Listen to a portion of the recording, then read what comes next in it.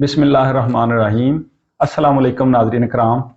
आज हम एक बहुत ही अहम हेल्थ इशू के ऊपर बात करेंगे। इसका तल्लक ज़्यादातर तो बच्चों के साथ है, लेकिन बाज़ दफ़ा बड़ों में भी ये प्रॉब्लम पाया जाता है। तो जिसे आम ज़ुबान में बच्चों का मट्टी खाना कहते हैं, इसको इंग्लिश या मेडिकल टर्मिनोलॉजी में पाइका बोलते हैं। Pica actually eating non food items है, यानी वो चीज़ें जो खाने के लिए नहीं बनी हुई उनको खाने की आदत पड़ जाना। मोस्ट कॉमनली जो है वो बच्चे मट्टी खाने लग जाते हैं, सीमेंट, चूना, गाची, कोयला, टिश्यू पेपर, बाज़ दफ़ा सिक्के जो होते हैं कॉइन्स, उनको मुंह में डालते हैं। इसके अलावा बच्चे ये जो क्रेयॉन्स होते हैं उनके आर्ट वर्क करने के कलर्स, उनको भी खाते हैं।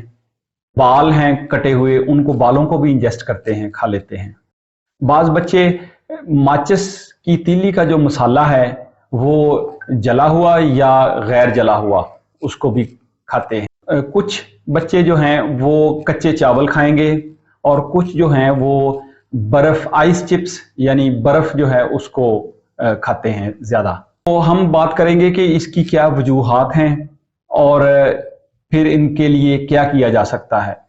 DSM-5 जो कि डायग्नोस्टिक स्टैटिस्टिकल मैनुअल 5 है मेंटल डिसऑर्डर्स का, उसके अंदर इस प्रॉब्लम को मेंटल डिसऑर्डर की कैटेगरी में रखा गया है और इसकी डेफिनेशन की गई है। की वजूहात की बात करें तो इसकी कई किस्म की वजूहात हो सकती हैं, जिनमें से चंद एक के ऊपर हम बात करेंगे। मसलन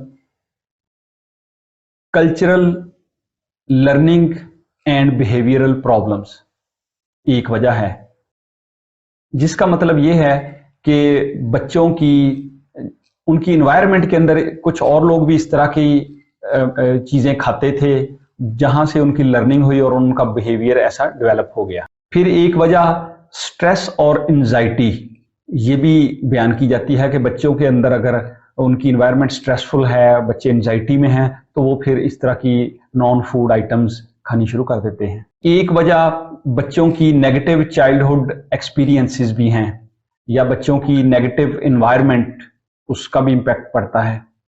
एक बहुत बड़ी वजह न्यूट्रिशनल डेफिशिएंसीज हैं, यानी ग़िज़ाई कमी बच्चों के अंदर। इसके ऊपर हम डिटेल में बात करेंगे कि ग़िज़ाई कमी जो है उससे कैसे फिर बच्चे जो हैं वो इस तरह की चीज़ें खाने की तरफ चले जाते हैं। इसमें मैं समझता हूँ कि एक तो अगर हम ग़िज़ाई कमी की वजह से जो बच्चे इस तरह की चीज़ें खाने लगते हैं उनमें एक बड़ी वजह ये है कि वो माएँ जिनके यहाँ थोड़े वक़्त में, थोड़े वक्फे के साथ ज़्यादा बच्चे होते हैं और उन माँओं के बच्चे ज़्यादा मट्टी और चूना और इस तरह की चीज़ें खानी शुरू कर देते हैं, इसलिए कि उन माँओं के अंदर खुद folic acid, iron, zinc, calcium, इन चीज़ों की कमी रह गई हुई होती है। फिर वो बच्चे जिनको छोटे होते हुए उनकी माँओं की तवज्जो इतनी नहीं मिलती, बच्चों की एक्चुअली ग्रोथ बड़ी स्पीडीली हो रही होती है, उनकी बॉडी की जो न्यूट्रिशनल रिक्वायरमेंट है वो बहुत ज़्यादा होती है, बड़ों की निस्बत कई गुना ज़्यादा होती है। तो लिहाजा उनको थोड़े थोड़े वक्फे के बाद उनको फीड करने की ज़रूरत होती है, उनको कोई ना कोई खाना खिलाना होता है। तो जब हम ये उनकी रिक्वायरमेंट को मीट अप नहीं कर पाते, पूरी नहीं कर पाते, तो बच्चों के अंदर डेफिशिएंसीज रह जाती हैं। इसलिए माँओं का बच्चों की इस न्यूट्रिशनल बढ़ती हुई एज के साथ न्यूट्रिशनल रिक्वायरमेंट्स के ऊपर तवज्जो रखना बहुत ज़रूरी है और उसको पूरा करना। ऐसे बच्चों को एक तो जिनके अंदर ये कमी आ गई हुई हो, उनको फूड सप्लीमेंट दिए जा सकते हैं, क्योंकि उनके अंदर iron, folic acid, calcium, zinc, essential minerals और ट्रेस एलिमेंट्स की कमी भी आ जाती है। तो उनको पूरा करने के लिए सप्लीमेंट्स अवेलेबल होते हैं, वो मुस्तनद मॉलेज के मशवरे से लिए जा सकते हैं। इसके अलावा सबसे इम्पॉर्टेंट ये है कि हम बच्चों की हेल्दी ईटिंग हैबिट्स डेवलप करें। हेल्दी ईटिंग हैबिट्स ना होने की वजह से बच्चे इधर उधर की चीज़ें खानी शुरू करते हैं। मिसाल के तौर पे हमारे यहाँ बड़ा कॉमन है, बाज़ार की पैक्ड चीज़ें खाने को काफ़ी कुछ मिलता है, और कई किस्म की टॉफ़ियाँ और पापड़ और डब्बे के जूस, इस तरह की चीज़ें जब बच्चे बार बार इस्तेमाल करेंगे तो वो अनहेल्दी होती हैं और उनके बारे में कहा जाता है कि ये चीज़ें एम्प्टी कैलोरीज के तौर पे सर्व करती हैं। इसका मतलब ये है कि जब बच्चा एक छोटी सी टॉफ़ी खा ली उसने या उसने एक डब्बे का जूस पी लिया, उसके अंदर बहुत ज़्यादा शुगर चली गई, उसके बाद उसका जी भर जाएगा और वो प्रॉपर खाने के टाइम पे खाना नहीं खाएगा, लिहा और उसके अंदर फिर कमी आती जाएगी। जब बच्चे एक दफ़ा इस साइकिल में पड़ जाते हैं तो फिर उनके अंदर दिन ब दिन कमी भी आती जाती है और वो और चिड़चिड़े भी होते जाते हैं और फिर वो और ज़िद करते हैं कि उन्होंने खाने के वक़्त खाना नहीं खाना और वो इस तरह की बाज़ारी चीज़ों को माँगते हैं और फिर वालिदैन मजबूरन उनको वही देते हैं, उससे उनके अंदर और कमियाँ आती हैं। लिहाजा हमें इस साइकिल को ब्रेक करना होगा। बच्चों को हर 2 घंटे बाद कुछ खाने की चीज़ दी जाए। तो मैं ख़ास तौर पे कहता होता हूँ माँओं को कि वो मसलन घर के अंदर आलू या शकरकंदी उबाल लें, बच्चे को वो खिलाएँ, अंडा उबाल के दें। कोई भी मौसमी फल आपके पास अवेलेबल है, वो एक रोज़ खिलाएँ। उसके अलावा दूध है, दही है, दूध की कोई चीज़ बनाई जा सकती है जैसे कस्टर्ड, सेवइयाँ, खीर, पुडिंग वगैरह। फिर आप बच्चे को चूरी कूट के दे सकते हैं। बच्चे को अगर वो थोड़ा-सा बड़ा है, सलाद खा सकता है तो डेली कोई सलाद की चीज़ भी उसको दी जाए। रोटी, सालन, चावल इसके अलावा हैं प्रॉपर मील्स। लेकिन इन मील्स के अलावा भी उसको जिसे हम जैसे स्नैक्स बोलते हैं उसके तौर पे आप कभी-कभार घर पे चिप्स भी बना के दे सकते हैं। तो इस तरह की चीज़ें उसको बच्चे को हर 2 घंटे बाद कोई ना कुछ खाने की चीज़ दी जाएगी तो उसकी जो बढ़ती हुई एज के साथ बॉडी की रिक्वायरमेंट्स हैं, न्यूट्रिशनल रिक्वायरमेंट्स वो पूरी हो पाएंगी तो उसके अंदर डेफिशिएंसी नहीं आएगी।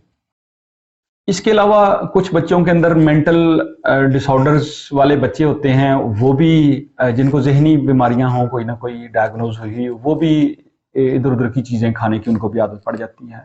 फिर कुछ बच्चे मेडिकल डिसऑर्डर्स डायग्नोज हुए होते हैं, किसी को लिवर डिजीज़ है या कोई और ऐसी सीरियस बीमारी, वो बच्चे बेसिकली उनके अंदर भी फिर कमियां आनी शुरू हो जाती हैं और वो फिर इधर-उधर की चीज़ें खाने लग जाते हैं। जैसा कि मैंने शुरू में भी बात की कि प्रेग्नेंट लेडीज़ के अंदर भी हमने देखा है कि वो हामला ख़वातीन जिनके यहाँ बच्चे ज़्यादा हैं और थोड़े-थोड़े वक्फे के बाद हैं, तो उनके अंदर आयरन, कैल्शियम, मैग्नीशियम वगैरह की कमी होती है और वो प्रेगनेंसी के दौरान भी मट्टी, कोयला या गाची इस तरह की चीज़ें वो खाने की आदत उनको पड़ जाती है। बेसिकली उनके अंदर कमी होती है। असल में इसको समझने की ज़रूरत है कि कोई भी जो है सेहतमंद हेल्दी इंसान है वो जानबूझ के नहीं खाएगा। बेसिकली उसकी बॉडी की रिक्वायरमेंट होती है, उसकी नीड पूरी नहीं हो रही तो उसको इन चीज़ों में से स्मेल आती है उन चीज़ों की जो कि आयरन, कैल्शियम की तरह का उनको, तो वो उनकी बॉडी उसको इंजेस्ट करने की कोशिश करती है कि उनको रिक्वायरमेंट होती है तो वो फिर उसको लेते हैं। तो लिहाजा ये भी बड़ा आसान है कि हम देखें कि मेडिकल ख़ास तौर पे मैं कहता हूँ कि मेडिकल कम्युनिटी की ज़िम्मेदारी है कि वो माँओं की सेहत के हवाले से इसके ऊपर काम करें कि हम देखें कि उनके अंदर इन चीज़ों की कमी ना हो पाए, उनको प्रॉपर गाइडेंस दें, उनको प्रॉपर अगर सप्लीमेंटेशन की ज़रूरत है तो वो एडवाइस करें। लिहाजा मैं एक ख़ास बात माँओं को या वालिदैन को कहता होता हूँ कि जिनके बच्चे मट्टी खा रहे हैं कि बहुत ज़्यादा सख्ती ना करें, बच्चों को मारें नहीं, उनको मतलब उनकी टांग, हाथ मत बांधें, कई लोग पनिश करते हैं इस तरीके से। आप थोड़ा-सा रिस्ट्रिक्शंस लगाएँ थोड़ी बहुत, लेकिन बिल्कुल सख्त किस्म का रवैया बिहेवियर नहीं अपनाना चाहिए बच्चों के साथ। बेसिकली उनकी बॉडी के अंदर कमी आ चुकी हुई है इन चीज़ों की और उसके अंदर काफ़ी हद तक वालिदैन का ही उसमें किरदार होता है। तो हमें बड़े ही आराम के साथ उनकी एक तो एनवायरनमेंट के अंदर से उन चीज़ों को रिमूव करना होगा। मसलन जिन घरों के अंदर बजरी, रेत, सीमेंट के ढेर लगे हुए हैं उनको रिमूव कर दें। जहाँ पे कच्ची मिट्टी है सहन वगैरह के अंदर उसको उसकी लिपाई वगैरह कर दी जाए। यानी जहाँ-जहाँ से बच्चे इस तरह की चीज़ें दीवारों से या एनवायरनमेंट में से ले सकते हैं, पहले तो ये कि वो रिमूव किए जाएँ। और साथ में जैसे मैंने पहले बताया बच्चों की न्यूट्रिशनल रिक्वायरमेंट के मुताबिक उनको खाने की चीज़ें और सप्लीमेंटेशन उनको दी जाए।